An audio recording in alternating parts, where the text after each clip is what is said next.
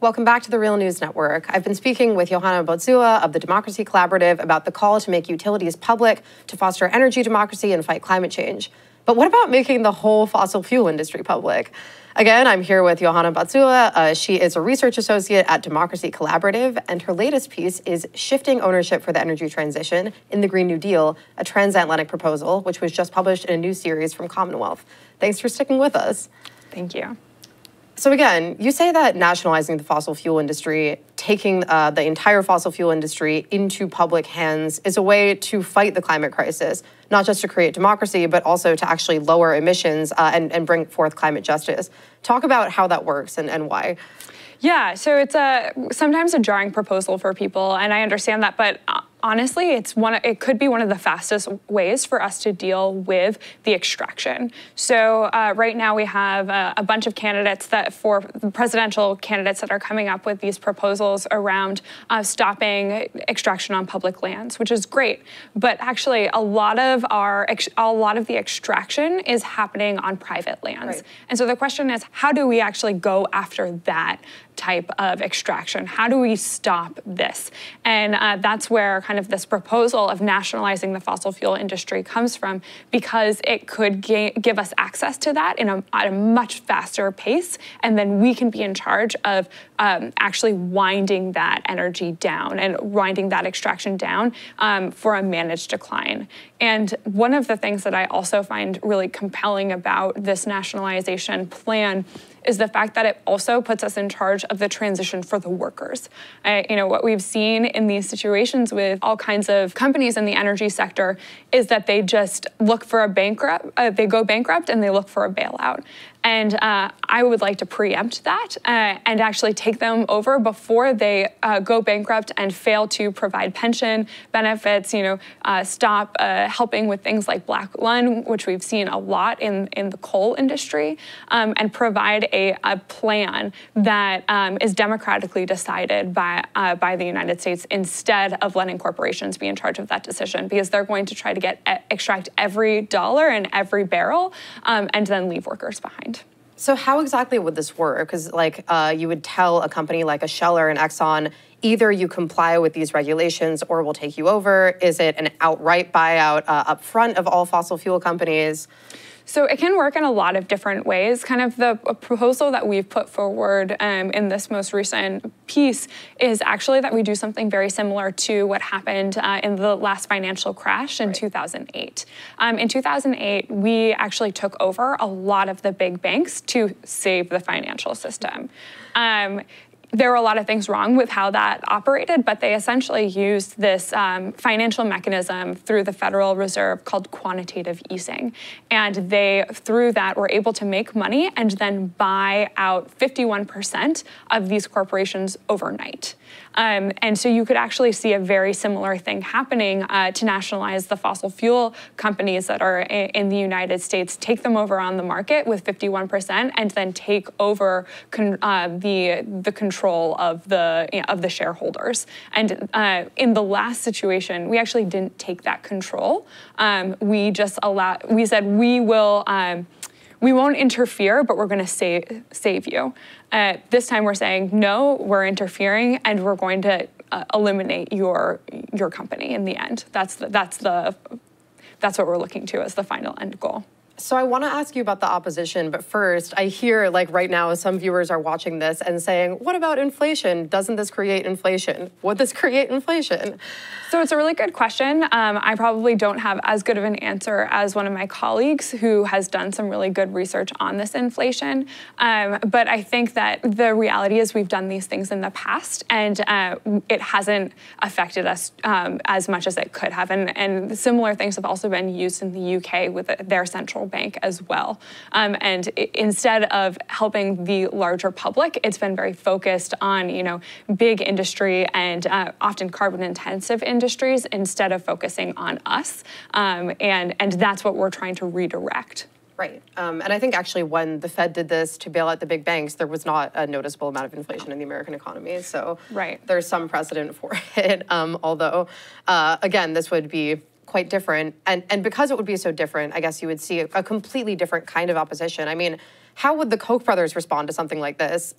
Folks like ExxonMobil and Shell aren't going to go down without a fight. And the climate movement has been pushing candidates to stop taking money from fossil fuel industries and lobbyists. But plenty of folks in both parties still do. So how do you deal with that kind of opposition? So I think that one of the things that gives me hope is the fact that people are stopping to take fossil fuel money, particularly on the Democratic side. I think if we did have a Democratic president, they would have there's no way that they would have taken fossil fuel money to get there. And I think that actually puts us in a much better position for something like this takeover, because we're starting to see the cracks of the political force of these types of companies. But this could eliminate them completely from the regulations and their ability to affect regulation on the larger whole. So I think that this could be something that happens quickly and overnight, potentially, if we took the quantitative easing route, that then would put us in charge as well. So in large part, one of the reasons we are focused on this particular strategy is so that we can eliminate that political hold that the industry does have and move much more quickly, because I think if we focus so squarely on regulation, we're going to continue to run into these problems, whereas if we just take it over in one fell swoop, it could actually be more salient. So why is it not enough to just do something like end subsidies to the fossil fuel industry? Why do we need like an intervention on this scale? Because I can imagine that even folks who are listening to you and saying, sure, we can't leave it up to the market as it is, would just say, well, oh, the problem is that fossil fuels are subsidized, renewables are not in the same way. So because we have 11 years. That would be my answer. We just don't, I believe that we should cut all subsidies, absolutely, and I think that that's something we can continue to push for at the same time as this particular strategy, but I am compelled by time right now, and I know, like, seeing that Exxon and Shell knew in the 1970s that climate change was a problem, I don't, and for so long we have tried to regulate them, they've proven themselves to find way. They're willing to pay the price of going to court and not paying attention to regulations. So I think that that is where we're actually in charge of the companies. Then we have eliminated that possibility, and we're able to wind it down much more rapidly than if we focus on just regulating them out of business. Could you talk a little bit more about how this kind of policy could foster a just transition for workers, and more quickly and in a better way, frankly, than if we just did something like regulate or remove subsidies? Yeah, so the coal industry right now, we're starting to see workers being left behind through bankruptcy after bankruptcy. And then to me, they seem like they're actually kind of zombie mines that we're seeing too, because then some hedge fund or investor will actually buy up that bankrupt company and then run it into the ground again. And so this is just creating an untenable situation for workers. And by actually being in charge of those points of extraction, then we can come up with a just transition plan. And this can be done at a regional level with regional planning that's part of something like a Green New Deal. And we can ensure that things like pensions aren't eliminated, or workers just from one day they have a job to the next they don't. Those are things that we can actually decide upon, and have regional entities that are making those decisions alongside workers and community members, because it won't just be workers that are actually for instance at those extraction points. It's the larger and broader community that have had to create a fabric and an economy that is based off of that extraction point. Yeah, of course. Any sort of climate justice plan has to do a lot more than lower emissions. The fossil fuel industry has obviously been the hugest contributor to the climate crisis, but along the way has created human rights crises at points of extraction where there's been tons of human rights violations. There's been tons of instances of human rights violations here in the United States in ways of environmental racism and things like that. Talk about how this sort of plan could also foster climate justice for those kinds of most impacted communities.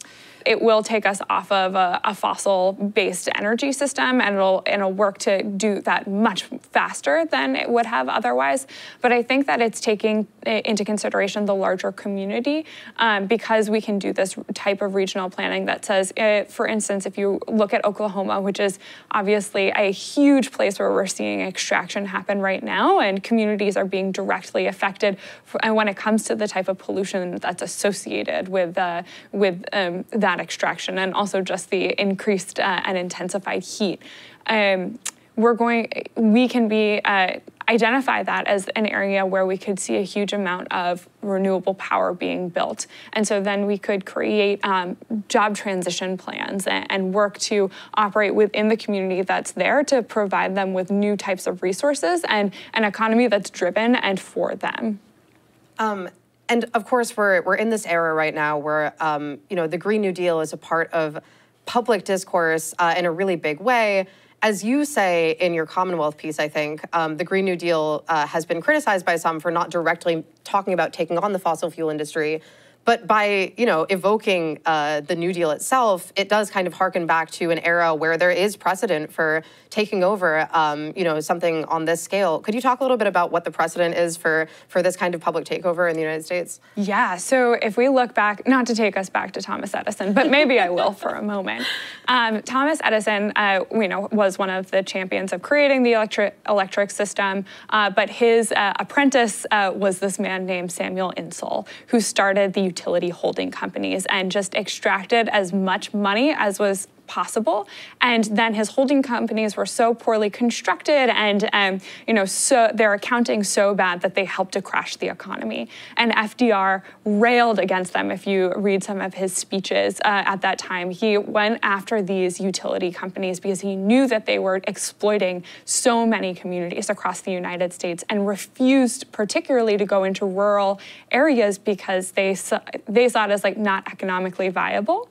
And so he said, you know what, we're going to incentivize public ownership or social ownership of these assets, to fill the gap where these investor-owned holding companies would not go, and B, also to fight back against them and say that you can't exploit because we do have another option, and it's the public option.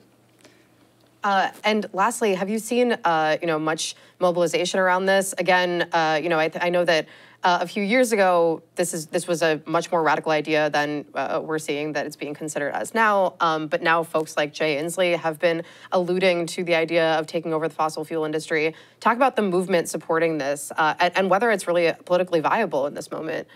Yeah, so I think that its political viability has skyrocketed, and that's absolutely due to movements pushing the Overton window dramatically in the past few months even. I don't think we knew that the Green New Deal would take off the way that it did, but it took, a lot of, or a crew of people going into Pelosi's office and saying that this is not enough. I think that with the timeline that we currently have, people are going to start looking to more and more aggressive decarbonization schemes, and ones that I think we're starting to, because of movements, we are starting to center in a much better way in the climate debate, justice and communities of color. And I think that hopefully proposals like this one can actually help to help in that transition. So I think that we're seeing movement in a way that we didn't before, and that's really exciting in terms of actually being able to stop these huge fossil behemoths. Okay, Johanna Bozuwa of the Democracy Collaborative, thank you for being in studio today. Thank you so much, Darna. And thank you for joining us on the Real News Network.